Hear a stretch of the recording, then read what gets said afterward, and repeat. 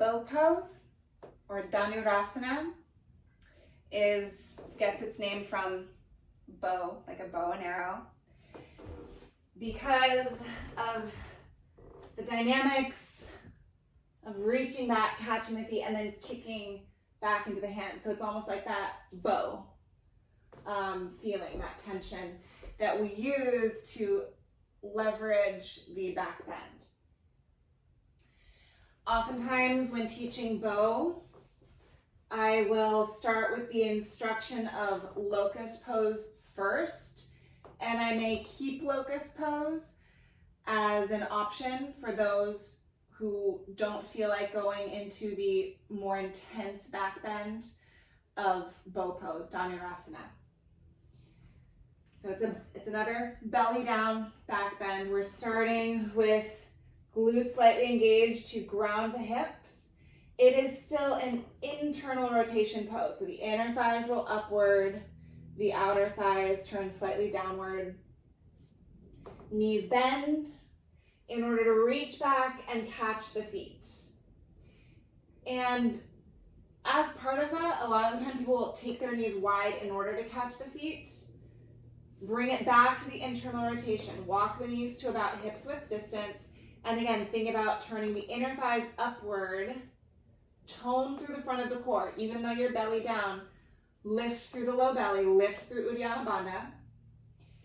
Kick back into your hands. So again, it's that tension, referencing the bow of a bow and arrow, the tension of kicking back into your hands lifts the chest forward and up. For somebody who wants to be a little more protective of their low back, you have the option of keeping the thigh bones down and kicking back and making it more of a lift through the thoracic spine, a lift of the chest. As the thighs lift, the low back may arch as well. The hip bones ground down. Foundationally, we are not balancing on the hip bones themselves, but just barely in front of the hip bones. So you are balanced essentially on your core, on your Uddiyana Bandha. Balancing on the core means that the breath here in the front of the body is restricted. So that while you're here, while you're holding your bow, you may feel the breath rock you a little bit.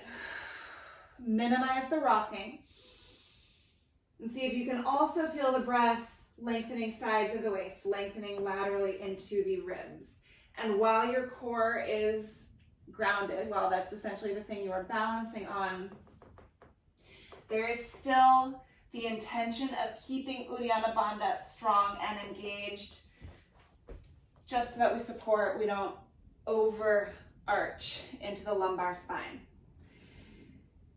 It is a rather complicated skill for our nervous systems to be able to engage the core while also stretching the core, while also feeling the pressure, feeling the weight of the body essentially bearing down against the core. In this pose, remember that your neck is an extension of your spine, so we're not letting the head weight the pose down. We're also not necessarily throwing the head back. Think about lifting the tips of the ears and gaze not necessarily up, but forward.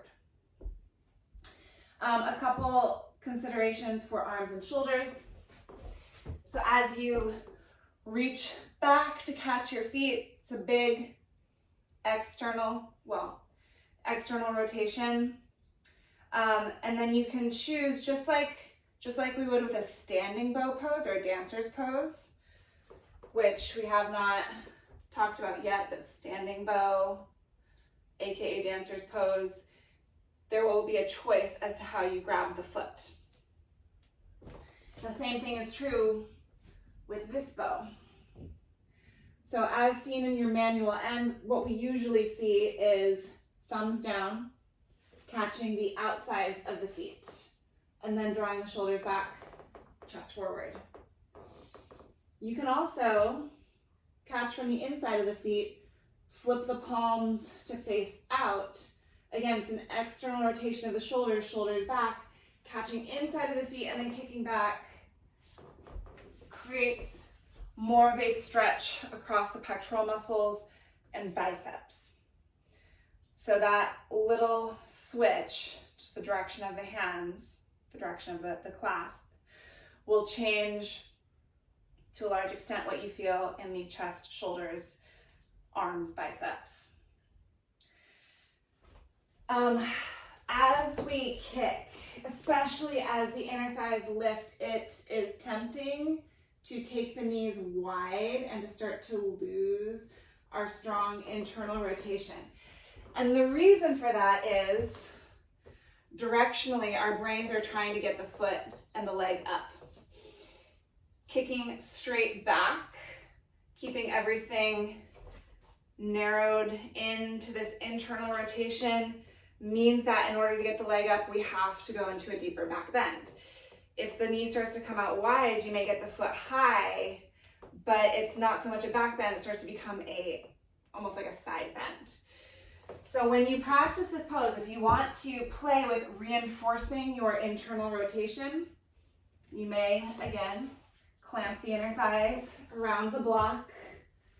And as you kick, see if you can squeeze the block the whole time. It's tough to do.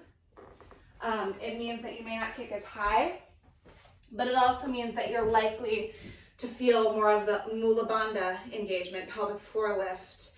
And it's just a way to sort of check and add a boundary to the back bend so that we are working from a place of strength rather than an ego-driven place where we're just trying to kick as high as possible. And then of course the risk of getting to that ego-driven place where we're trying to make the back bend really glorious, really big, is that it risks putting pressure on the lumbar spine. So the whole time, ensure that you're able to breathe and breathe fully. And instead of kicking straight up and lifting straight up, imagine the whole time that you're still lengthening your spine. You're lengthening into the back bend rather than crunching into the back bend. Write down some cues for this. This is another pose where it's good to give an option, a different option as part of your cueing. So when you think about how you want to cue it, you may cue for bow pose, but also include just an addendum that it's cool if you'd rather stick with locust pose, stick with locust pose. It's still a good back bend. And bring your questions in to share.